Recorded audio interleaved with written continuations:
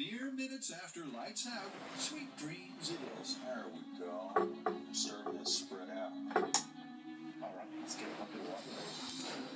It's being a lesson to you kids, lest you think working for Mythbusters is all fun and games. Even the runners are not above getting humiliated on national television.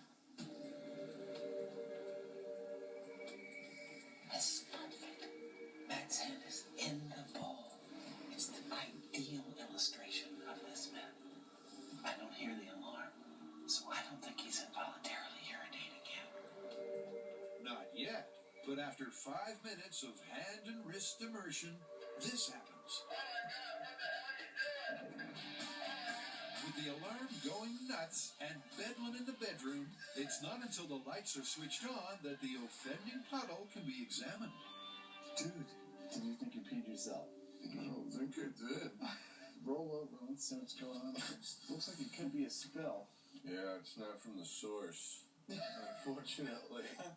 How did you get that separate puddle over there? If Matt says it's not from the source, I'm going to go with him. Yeah, it looks like it is just on the side. I don't see wet pants overall.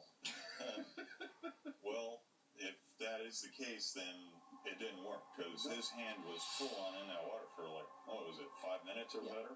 Did you even feel it? No. That's awesome. I really thought that we'd hit pay dirt with the Smith when I heard this start screaming, but no. It's late in the middle of the night, and after Matt's hand was in that bowl for 5 minutes, some of the water sloshed out and caused our alarm to go off. With all of this, I can't see that we can call this myth anything but busted. Up next, our trio of Trekkies tackle a Star Trek tale.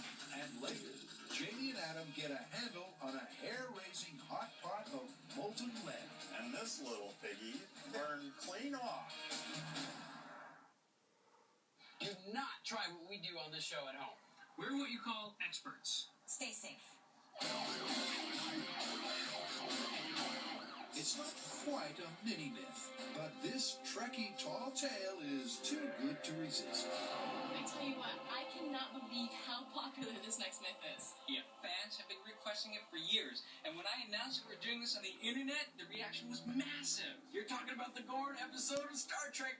This is the episode of the classic Star Trek series where Captain Kirk battles a reptilian creature called the Gorn. Yeah, and right when you think Captain Kirk is about to get defeated, he devises a weapon using nothing but the things he finds on this alien planet. Does he make his own gunpowder as well? Heck yeah, he's Captain Kirk. Let's get this going. Enterprise, 3 to beam up. You getting reception? Yeah, mine's real.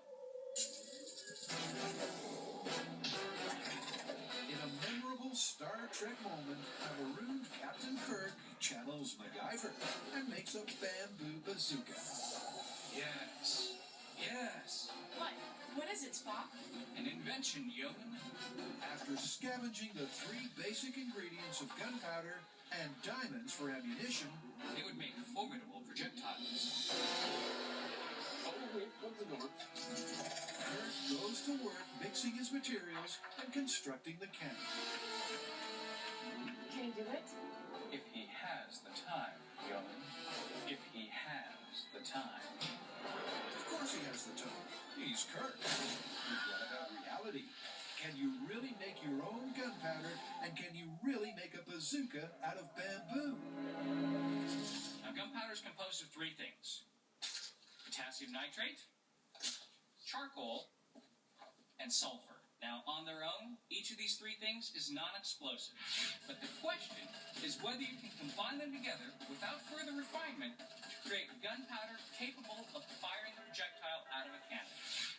So what we're going to do is we're going to make Captain Kirk black powder. We're going to take these elements, mix them up just like he does in the TV clip, and compare it to regular black powder. Now, the next big question of this myth is whether or not we can build a cannon out of bamboo that will withstand the explosion of gunpowder. So I'm going to have a stab at this while I leave the boys to their pyrotechnics. And our pair of pyromaniacs begin Pyrotechnics 101 with the assumption that Kirk knew the correct ratio of the 3 key ingredients. And also, like their hero, Okay, dude, Kirk or Picard? Are you kidding? Kirk. They're not using any tools to grind and mix the black powder. Just some rocks from the floor of the set. Mr. Spock or Lieutenant Commander Data? Spock.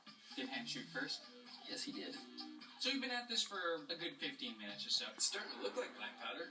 No longer than Kirk might have had while down on the planet. And now it's time to test our black powder formulas. First, what we're going to do is let off some real black powder just to see what it's supposed to look like. Good. Then, we're each going to try our own recipes. Let's see what we got. So that's what the guys are